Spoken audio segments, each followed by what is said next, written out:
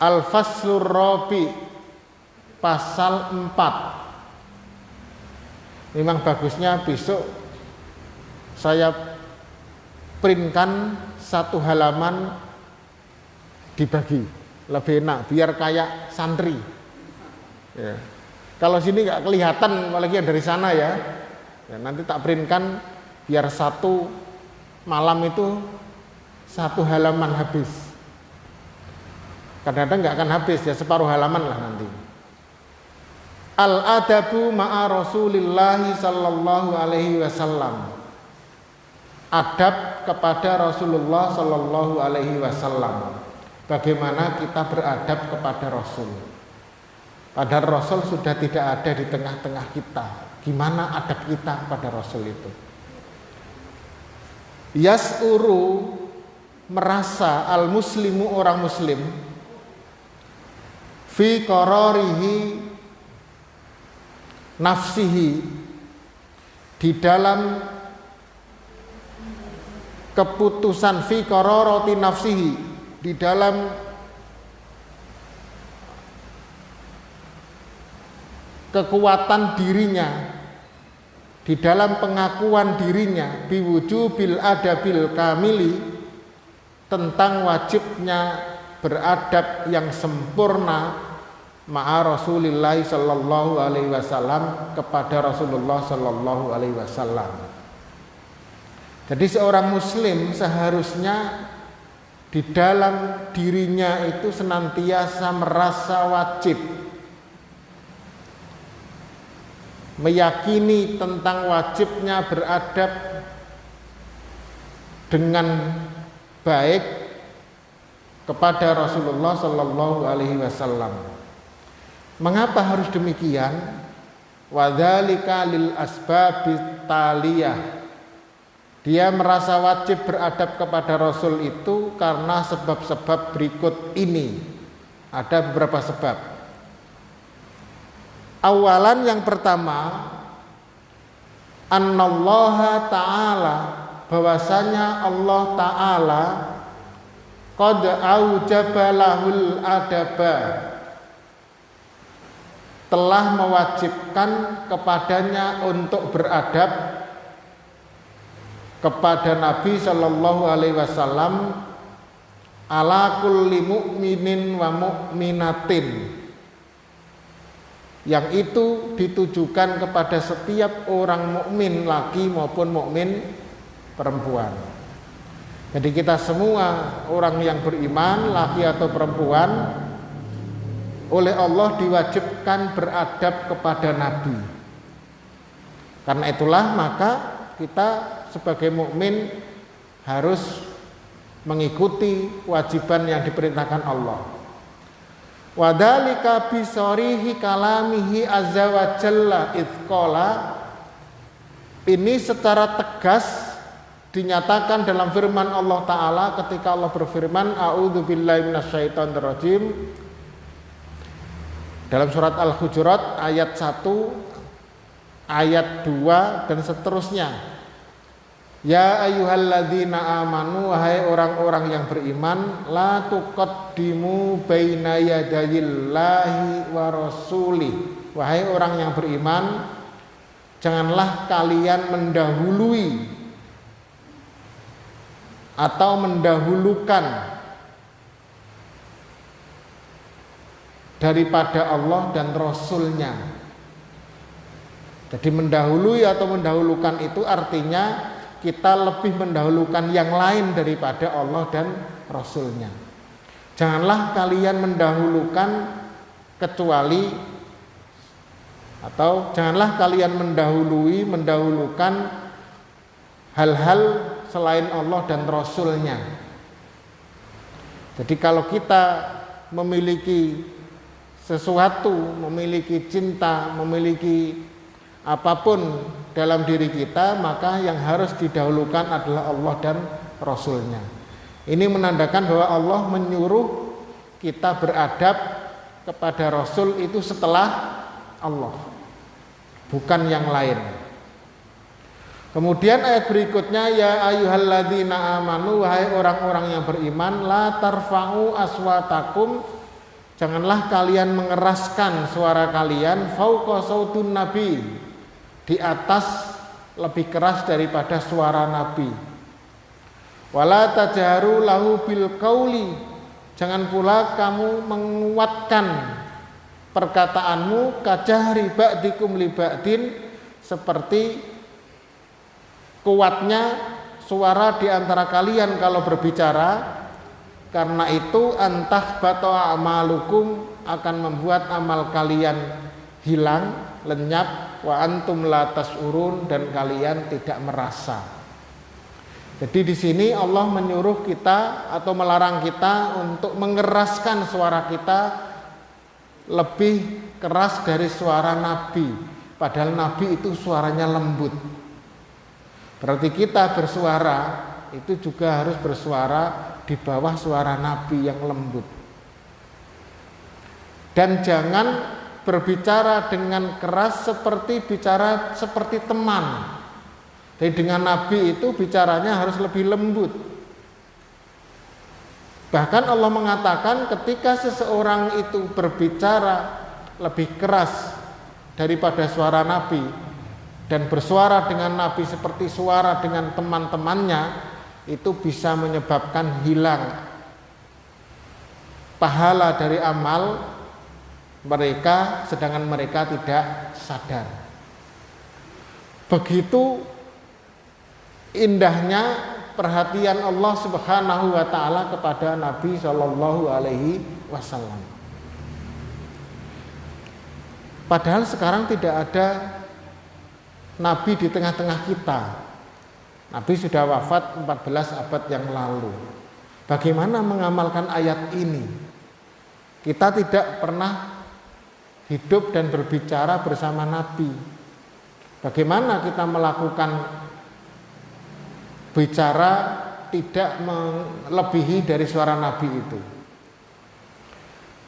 Tapi larangan ini sudah muncul sejak dulu dan selalu kita baca, dan Al-Quran akan senantiasa kita amalkan.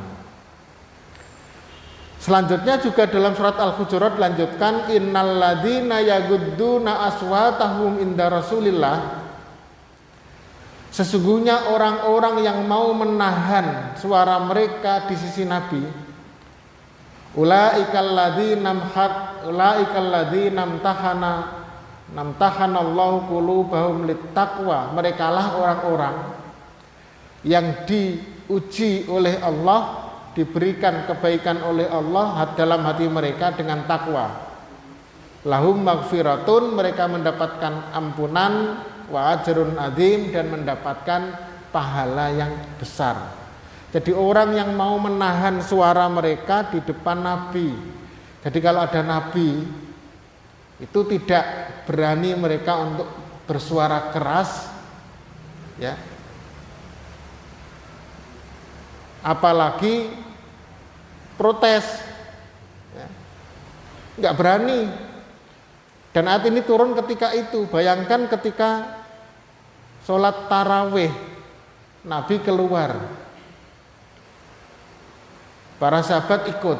Besok keluar lagi semakin banyak, besok keluar lagi lebih banyak lagi yang ikut sholat tarawih. Nabi tidak keluar di rumah, padahal rumahnya itu samping masjid ini. Ini masjid, itu rumahnya, dekat. Tidak totok-totok ya. Nabi jadi sholat enggak ini? Enggak ada itu.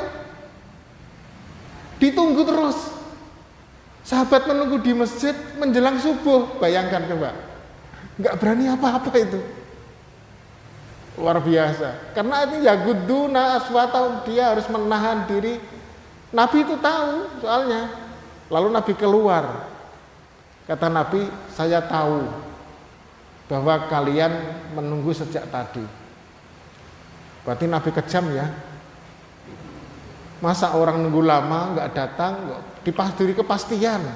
Kalau iya ya iya, tidak ya tidak. Wah, ngayalan memang ini ya.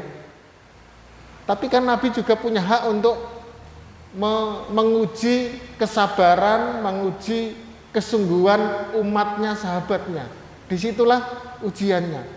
Nah, kadang-kadang murid diuji guru itu nggak sabar. Dikira memang gurunya itu malas, ya mungkin saja ya. Tapi tidak, itu juga mungkin ada ujian. Ya, sudah janjian dengan mahasiswa jam sekian untuk ketemu, itu sudah telepon, WA itu berapa kali itu saking nggak sabarnya. Seharusnya mahasiswa itu nunggu di situ, ya sudah dengan anteng. Paling yang SMS sekali untuk mengingatkan misalnya, tapi tidak telepon bolak-balik ya. Kadang-kadang itu kalau di dalam akhlak itu su'ul adab begitu ya. Nah, ini diajarkan oleh Allah Subhanahu wa taala kita pada nabi ini ya, pada nabi. Berikutnya ayatnya adalah innal ladzina yunadunaka min wara'il hujurati aktsaruhum la ya'qilun. Sesungguhnya orang-orang yang memanggil-manggilmu di balik kamar, kata Allah, mereka itu orang-orang, kebanyakan mereka orang yang tidak waras, tidak berakal. Jadi Nabi dipanggil-panggil dari jauh. Ya. Ini Nabi di dalam kamar, dipanggil-panggil dari luar. Kata Allah, la ya'qilun. Walau annahum sabaru, seandainya mereka itu mau sabar, hatta tahruja ilaihim, hingga engkau datang keluar pada mereka wahai Nabi, lakana khairal lahum, tentu lebih baik bagi mereka.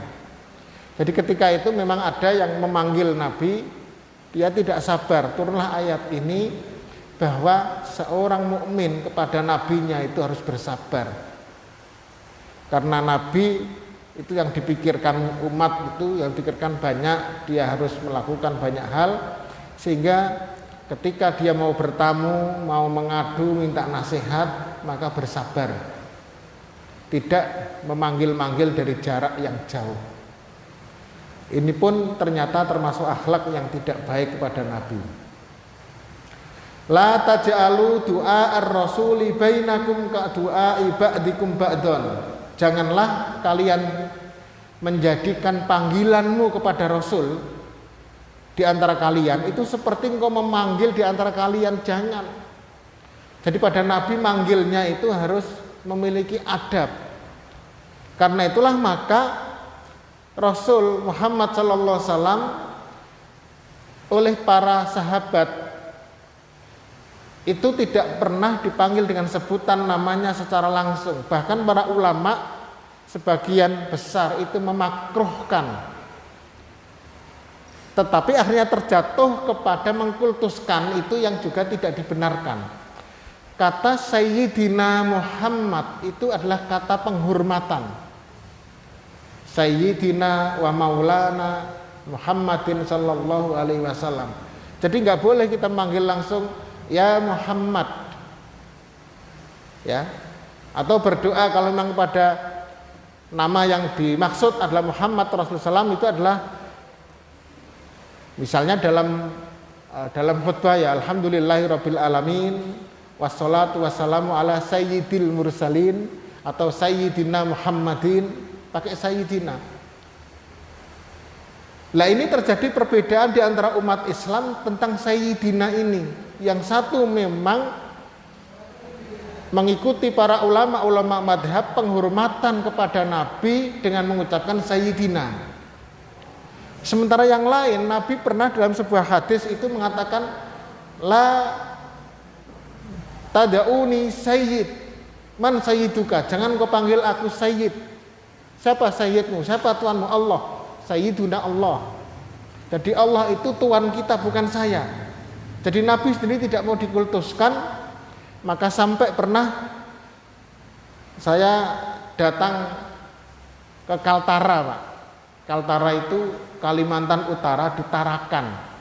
Di sana ada masjid besar, kumpulan ternyata imigran itu kebanyakan dari daerah Makassar. Ya. Jadi kalau pernah nggak ke sana Mas Ayuti?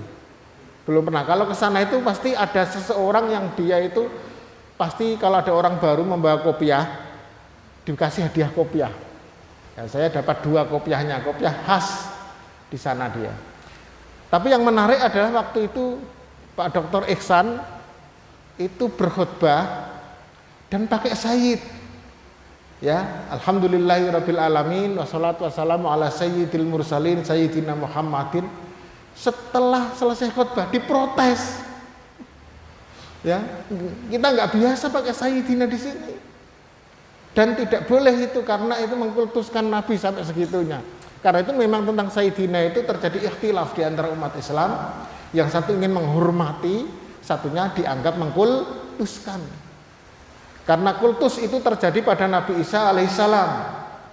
Sehingga di akhir surat An-Nisa itu Allah menanyakan langsung pada Isa, anta, apakah engkau wahai Isa yang mengatakan dan ibumu, aku dan ibumu sebagai ayahmu, sebagai Tuhan.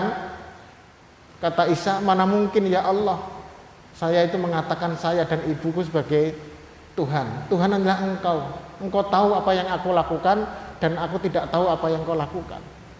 Jadi Isa sampai menangis di situ di dalam cerita diceritakan oleh Nabi, dan Nabi menangis ketika ayat ini diturunkan. Betapa Allah itu menunjuk langsung Isa dianggap mengajarkan kepada umatnya tentang ketuhanan dia dan ibunya itu.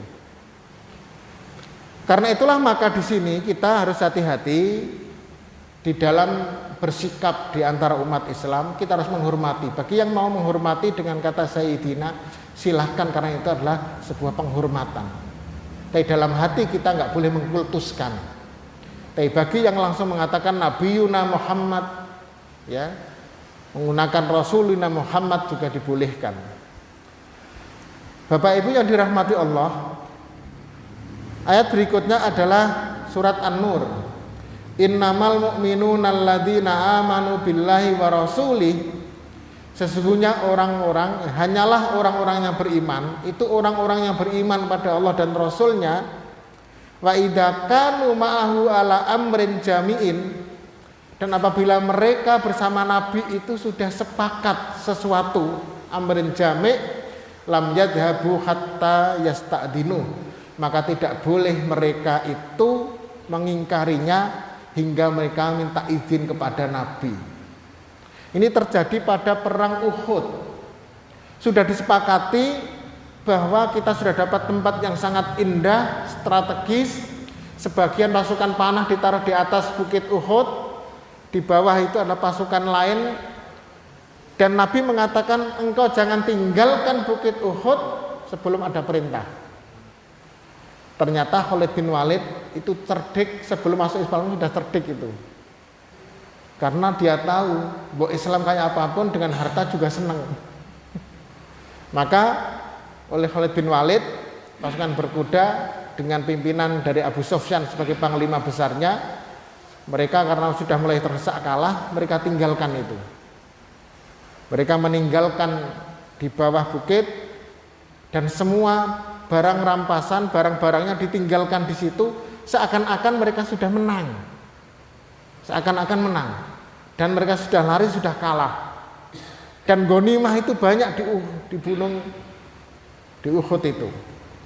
Maka semua mengambil ghanimah yang ada di bawah.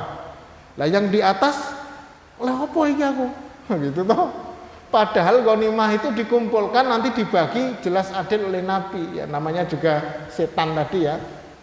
Lalu sebagian besar turun, Khalid bin Walid kemudian menyalip dari belakang dan akhirnya bisa menguasai pertempuran. Kalahlah kita umat Islam. Jadi ini sudah kesepakatan amrin jami', ya sudah. Jadi kalau sudah kita bermuasyawarah, sudah disepakati, jangan kemudian mengkhianati di belakangnya. Itu juga terjadi pada masa perang Khandaq. Perang Khandaq itu Madinah dikepung oleh orang kafir 10.000 pasukan. Terus Salman Al-Farisi usul dulu waktu kami di Persia, ketika kita dikepung kita membuat parit. Yang parit itu tidak bisa dilompati kuda, berarti agak lebar itu. Semua bekerja. Karena di Madinah bukan hanya Muslim, juga Yahudi di situ, maka Yahudi juga terlibat. Mereka juga bersama terkait dengan perjanjian piagam Madinah itu. Maka dia harus membela juga. Tetapi ternyata apa? Di dalam perang itu umat Islam betul-betul terdesak karena menghadapi dua lawan. Orang-orang Yahudi itu berkhianat. Ya, jadi lawan kita itu dari luar adalah 10.000 pasukan, dari dalam itu orang Yahudi. Padahal umat Islam waktu itu hanya sekitar 2.000-an sampai 3.000 kurang. Itu tahun ke-5 atau ke-6 Hijriah itu. 6 tahun setelah Nabi hijrah. Jadi kondisi terdesak. Tetapi Allah lalu membantu.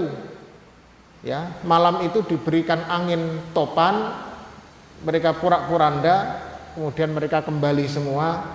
Ya. Sebulan mengepung Madinah, bayangkan dikepung sebulan. Tidak bisa masuk karena memang ada parit, kemudian dipanah dari atas terus, akhirnya nggak bisa masuk. Tetapi di dalam itu masih terus, sehingga dia berlari dari belakangnya, dari dalam ini. Nabi sudah selesai perang itu, kemudian disuruh untuk mengejarnya, yaitu yang disebut dengan Bani Quraidah itu. Ya.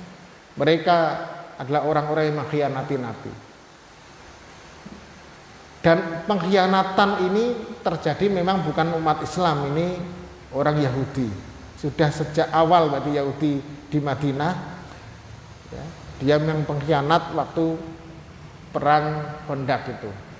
Nah, kalau sekarang di Palestina bukan mengkhianati lagi, itu sudah mencaplok Palestina ya. Berikutnya adalah innal ladzina yasta'dinuka ulaikal ladzina yu'minuna billah. Sesungguhnya orang-orang yang minta izin kepadamu. Jadi misalnya mereka itu sudah sepakat kok dia nggak bisa, maka minta izin. Termasuk di dalam sebuah perhilatan, kalau kita nggak bisa sampai selesai kita minta izin, itu kan termasuk adab di dalam majelis ya.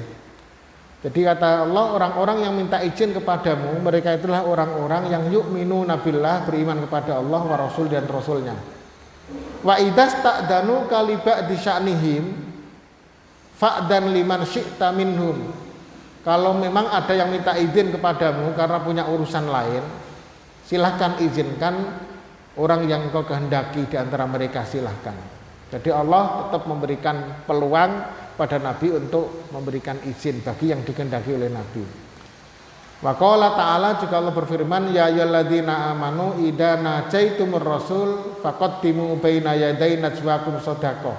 Wahai orang yang beriman, bila kamu minta tolong kepada Rasul, maka berilah dahulu, karena engkau minta tolong itu sedekah. Nabi itu kan tidak ada gaji yang bersifat tetap, ya, nggak ada gajinya. Siapa yang gaji Nabi? Karena waktu itu belum ada DPR MPR, nggak ada. Nabi cuma sendirian, nggak ada gajinya. Karena itu hidup Nabi adalah, padahal Nabi itu nggak punya ladang, nggak punya sawah, hidupnya habis untuk dakwah. Lah dari mana? Dan Nabi tidak boleh menerima zakat. Repot lah itu. Zakat itu 8 asnaf itu Nabi nggak masuk. Karena itu kalau kalian, kata Allah sebagai adab, kalau kalian tuh minta tolong kepada Nabi, ya berilah mereka itu sedekah lah. Kamu punya sesuatu, berikan pada Nabi sebagai sedekah. Dzalika khairul lakum wa athhar. Itu lebih baik bagi kalian dan lebih suci. Fa illam tajidu fa innallaha ghafurur rahim. Kalau kamu nggak punya ya nggak apa-apa, Allah Maha Pengampun lagi Maha Penyayang. Jadi ini memang perintah Allah Subhanahu wa taala pada Nabi. Memang waktu Nabi masih di Mekah bersama dengan Khadijah, itu hidupnya, apalagi sebelum jadi Nabi ya, itu kaya. Khadijah saja dikasih mahar 80 ekor unta. Kalau unta itu sekarang harganya itu misalnya seperti Innova misalnya, berarti kan 80 Innova itu. Kaya Nabi itu. Ya, kaya.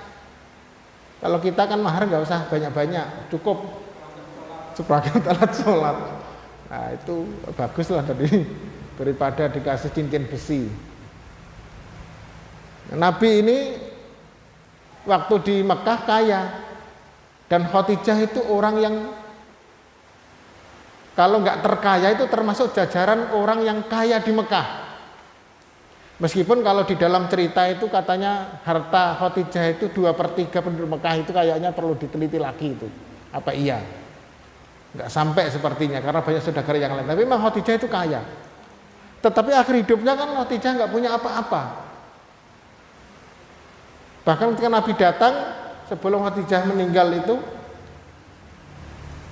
Nabi di atas pangkuannya, lalu Khadijah menuliskan air mata. Nabi kan mengatakan, dia terbangun, ya Khadijah, engkau menyesal punya suami saya yang tidak bisa memberikan apapun kebahagiaan kepadamu, malah menghabiskan hartamu Khadijah. Kita sudah nggak punya apa-apa sekarang ini. Bahkan untuk menyusui Fatimah itu katanya yang keluar bukan air susu, kalau istilah dalam cerita itu ya, yang keluar itu sudah darah. Tapi kayaknya ya nggak sampai segitu. Ya. Saking nggak punya apa-apanya itu sudah habis semua. Bahkan untuk penguburan Khadijah itu nggak punya selembar pun kain untuk kafan. Sehingga bilang kepada Fatimah, ya Fatimah, tolong datang kepada ayahmu, mintakan sorbannya sebagai cadangan nanti saya kalau meninggal. Khadijah sudah merasa mau meninggal itu, minta agar sorbannya. Nabi nangis, ya Khadijah, kenapa engkau minta sorbanku yang sudah lusuh? Tidak Rasul, saya ingin ditutupi dengan sorban orang yang terbaik di dunia ini. Saya tidak mau apapun kecuali ke sorban. Malaikat datang menawarkan 2 kain yang bersih, ditolak oleh Khadijah. Akhirnya beliau itu meninggal dengan hanya dibalut sorban Nabi Shallallahu Alaihi Wasallam. Jadi begitulah ya Nabi waktu di Mekah, terus kemudian mulai di Madinah itu kondisinya ya memang tidak punya apa-apa diberikan dari sedekah para sahabat-sahabat orang-orang Madinah itu. Karena pekerjaannya kan jadi dai ya, dan tidak ada rotib, tidak ada bayaran yang khusus. Jadi yang pertama itu perintah Allah. Yang kedua, Annallaha ta'ala qad farada 'alal mu'minina ta'atahu. Sesungguhnya Allah Subhanahu wa taala mewajibkan orang beriman untuk taat kepadanya, wa aujaba mahabbatahu, dan mewajibkan mencintainya. Kalau tadi kan yang pertama berakhlak kepada Nabi, yang kedua ini Allah menyuruh kita taat kepada Nabi dan mencintai Nabi. Ya ayyuhalladzina amanu atiullaha wa atiur rasul. Wahai orang yang beriman, taatlah pada Allah dan taatlah pada Rasul. Kemudian juga ayat berikutnya surat An-Nur, wal falyahdharil ladzina yukhalifuna an amrihi. Hendaklah orang-orang itu hati-hati ketika mereka tidak mentaati perintah Nabi. Antusibahum fitnatun, khawatir akan tertimpa fitnah. Au yusibahum adzabun alim, atau mereka akan tertimpa siksa yang pedih. Jadi kita kalau nggak memenuhi perintah Nabi, maka kita dikhawatirkan oleh Allah akan tertimpa fitnah atau tertimpa adab yang pedih. Karena itu ketika Nabi memerintah harus mengikutinya. Cuman memang perintah itu harus kita pilah. Maka Muhammadiyah itu memilah apakah ini perintah yang berkaitan dengan syariah atau dengan muamalah. Maka ketika Umar bin Khattab dalam perang itu, Nabi berhenti dalam perang. Sudah kita di sini saja menunggu musuh, kata Nabi pada waktu perang Badar itu. Maka Umar bertanya, ya Nabi, ini ijtihad Anda atau perintah Allah? Ini adalah menurut saya. Tidak ada perintah Allah di sini. Kalau itu menurut saya, kata Umar, di sana itu ada sebuah tempat yang bagus, agak tinggi, dan di sana ada mata airnya. Kalau kita menguasai mata air dan tempat yang bagus itu, kita akan menang. Ya sudah kalau gitu, maka pindahlah Nabi atas usul Umar bin Khattab radhiyallahu anhu. Artinya bahwa tidak semua perkataan Nabi itu kemudian diikuti. Ya, yang berkaitan dengan syariat ini yang wajib diikuti. Kalau muamalah, apalagi bukan perkataan, hanya perilaku Nabi diceritakan oleh sahabat, itu tidak otomatis kemudian kita ikuti. Misalnya Nabi diceritakan ketika dia berhaji dari Madinah ke Mekah, dia pakai unta dan kuda. Misalnya loh ya, ini hadis ini tidak harus diikuti kemudian kita harus pakai unta dan kuda, ya repot, 8 hari kita itu nanti sampainya. Makanya boleh pakai bis, bahkan sekarang pakai kereta api. Bahkan sekarang nggak ada yang haji dari Indonesia. Itu juga nggak ada dalam hadis Nabi. Jadi hadis Nabi harus dipilah mana yang wajib diikuti, mana yang mubah boleh diikuti, mana yang tidak boleh diikuti.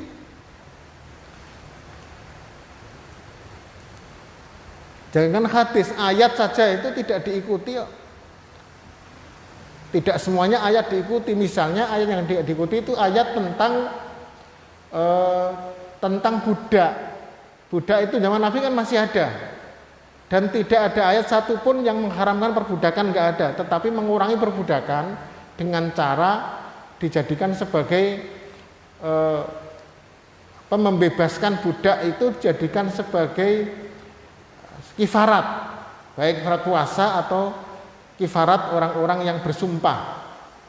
Lalu dia nggak melaksanakan, dapat kifarat hukuman. Kifarat itu salah satunya adalah memerdekakan budak. Tapi nggak ada yang mengharamkan budak. Sehingga sampai Nabi wafat itu budak masih ada. Dan budak itu boleh dikumpuli oleh tuannya tanpa proses pernikahan. Apa kita melaksanakan itu? Kan enggak. Ya. Yang kedua ada kita nggak melaksanakan tentang poligami. Nabi dan semua sahabat itu poligami. Kemarin waktu saya di Gombong itu sawalan ternyata ratusan yang datang itu. Tak kira sedikit. Nah, di situ ibu-ibu Aisyah, saya katakan, ibu-ibu ini ibu Aisyah apa Khadijah? Aisyah, Pak. Kalau Aisyah itu mau dimadu oleh suaminya. Yang enggak dimadu itu Khadijah, saya bilang gitu. Jadi seharusnya Muhammadiyah itu jangan Aisyah tapi Khadijah. Biar tidak dimadu. Kalau mengharamkan dimadu poligami itu bukan Aisyah, itu Khadijah. Aisyah itu dimadu dengan Nabi nggak apa-apa kok. Ibu nolak nggak? Menolak. Berarti Khadijah ini, bukan Aisyah, saya bilang itu. Itu ada ilmunya sekarang itu jangan satu. Iya. Jadi Bapak Ibu sekalian, Nabi ini perintahnya harus diikuti, tapi yang diikuti adalah yang sesuai. Termasuk Muhammadiyah tentang poligami itu kan mengatakan bahwa pada dasarnya orang untuk hidup sakinah mawaddah itu adalah seorang istri dengan seorang suami. Maka poligami itu hanya sebagai pintu darurat. Dan selama penerbangan itu tidak ada terjadi apapun, maka pintu darurat tidak mungkin dibuka. Seingat saya sudah berkali-kali naik pesawat itu belum pernah itu pintu darurat dibuka itu. Nah, kalau sudah dibuka berarti sudah gawat itu. Darurat benar ya. Karena nggak darurat maka ya tidak perlu dibuka itu. Nah, senang istri saya kalau gini ini. Untung nggak ikut dia ya. Berikutnya wa ma atakumur rasul fakhuduhu wa ma nahakum anhu fantahu. Apa yang diperintahkan oleh Rasul kepadamu maka lakukanlah, dan apa yang dilarang oleh Rasul untukmu maka tinggalkan. Ya. Ini adalah perintah Allah ini. Kita harus mentaati Rasul. Qul in kuntum tuhibbunallaha fattabi'uni yuhibbukumullah. Katakan hai Muhammad, jika kamu mencintai Allah, maka ikutlah aku. Maka engkau akan dicintai oleh Allah dan diampuni dosa-dosamu. Artinya syarat Allah mencintainya dan dia mencintai Allah adalah mengikuti Nabi. Berarti Nabi itu harus kita ikuti. Apa yang kita ikuti? Hal-hal yang berkaitan dengan urusan syariat, urusan akidah, urusan akhlak. Urusan muamalah itu akan terkait dengan kondisi masyarakat. Waman wajabat ta'atuhu wa haramat mukhalafatuhu lazamat ta'addubu ma'ahu fi jami'il ahwal. Dan barang siapa yang wajib ditaati dan haram untuk dikhianati, maka berarti orang tersebut wajib untuk diperlakukan dengan adab yang baik dalam segala kehidupan, dalam segala kondisi. Karena itu maka kita kepada Nabi kapanpun dimanapun harus berbuat baik, karena Nabi itu oleh Allah wajib ditaati dan wajib dicintai. Cinta kita kepada Allah, ketaatan kita kepada Allah itu kemudian menembus cinta dan taat kita pada Nabi Shallallahu Alaihi Wasallam. Bapak Ibu yang dirahmati Allah, itu yang kedua. Ada berapa sih ini? Ada 5 ya. Tapi yang terakhir nanti hal-hal yang harus kita lakukan. Yang ketiga sekarang, annallaha ta'ala qad hakkamahu faja'alahu imaman wa hakiman. Sesungguhnya Allah Azza wa Jalla telah memberikan hak hukum kepada Nabi dan menjadikan dia sebagai imam, pemimpin, dan sebagai hakim bagi umat Islam. Jadi ternyata pembuat hukum menjadi pemimpin dan menjadi hakim bukan diletakkan hanya pada Allah semata, tetapi itu juga diberikan hak ini kepada Nabi Shallallahu Alaihi Wasallam, karena Nabi yang diberi risalah itu. Allah berfirman, Inna anzalna ilaikal kitaba bil haqqi. Sesungguhnya kami telah menurunkan kepadamu kitab ini dengan kebenaran, litahkuma bainan nas, agar engkau memberikan hukum di antara manusia, bima arakallah, dengan segala sesuatu yang dikehendaki oleh Allah. Jadi Nabi sebagai hakim di sini. Wa anihkum bainahum bima anzalallah, dan adalah kamu memberikan hukum di antara mereka dengan sesuatu yang diturunkan Allah. Wala tattabi ahwa'ahum, janganlah kalian mengikuti hawa nafsu, janganlah engkau Muhammad mengikuti hawa nafsu mereka. Fala wa rabbika, maka sungguh demi Tuhanmu tidaklah layuk minuna, mereka beriman, hatta yuhaqqimu kafi ma syajara bainahum, hingga mereka mengambil hukum kepadamu tentang seluruh persoalan yang ada pada mereka.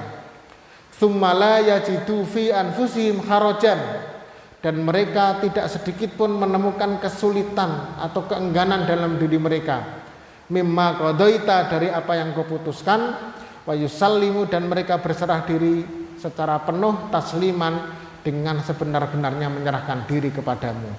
Jadi memang tugas Nabi itu membuat hukum di antara umat Islam, dan umat Islam harus mengikuti hukum itu tanpa sedikit pun merasa kurang nyaman, merasa enggan. Apapun keputusan Allah dan keputusan Nabi harus kita ikuti, harus kita laksanakan. Itulah yang diperintahkan oleh Allah Subhanahu wa taala. Jadi Allah meletakkan Nabi, keputusannya ya, sebagai hakim, sebagai imam, itu adalah di bawah daripada keputusan Allah Subhanahu wa taala. Laqad kana lakum fi Rasulillahi uswatun hasanah, sungguh pada diri Nabi itu terdapat contoh yang baik, liman kana yarjullah wal yaumil akhir, bagi orang yang ingin mengharap Allah dan hari akhir. Maka kalau orang ingin Allah, bertemu Allah, mendapatkan ridho dari Allah dan mendapatkan hari akhir yang baik, maka dia harus mengikuti Nabi sebagai uswatun hasanah. Maka dengan 3 ini ya, yang pertama adalah Allah menyuruh kita beradab pada Nabi. Yang kedua, Allah menyuruh kita mentaati dan mencintainya. Yang ketiga, Allah menyuruh kita menjadikan Nabi sebagai hakim, imam, qadhi. Maka ini semua kata Allah menunjukkan wa ta'addubu alal imami wal hakimi tafrudhu syara'i'u wa taqarraruhul uqulu wa yahkumu bihil mantiqus salimu. Jadi beradab kepada imam, kepada hakim itu berarti kita mengikuti syariat ya yang sudah diputuskan sesuai dengan rasional dan berdasarkan dengan logika yang benar. Maka ketika Nabi itu menjadi imam, menjadi hakim, itu artinya kita disuruh beradab kepadanya. Itulah pemahaman yang sesuai dengan rasio dan logika yang benar. Mana mungkin Allah itu menyuruh kita menjadikan Nabi menjadi imam kalau kita tidak disuruh untuk beradab kepadanya. Karena itu maka harus punya adab pada Nabi Shallallahu Alaihi Wasallam. Sudah sampai keempat, nanti semoga saja nggak tak catat nanti ya. Besok kita 4, 5 sampai akhir, insya Allah dilanjutkan, diberi nanti satu lembar, biar sambil melihat teksnya. Ya. Kurang lebihnya mohon maaf. Pertanyaannya ditampung beberapa 2 minggu lagi ya, kemungkinan 2 minggu yang akan datang insya Allah. Begitulah Bapak Ibu sekalian, marilah kita terus menerus meneladani Nabi Shallallahu Alaihi Wasallam, mentaati seluruh ucapan dan fi'liyah Nabi yang berkaitan dengan syariat bagaimana yang dipahami oleh para ulama. Akhirul kalam, wabillahi taufiq wal hidayah, ihdinas siratal mustaqim. Wassalamualaikum warahmatullahi wabarakatuh. Dan saya mohon pamit. Saya sholat isya-nya ada di Baitul Salam. Terima kasih nggih. Assalamualaikum.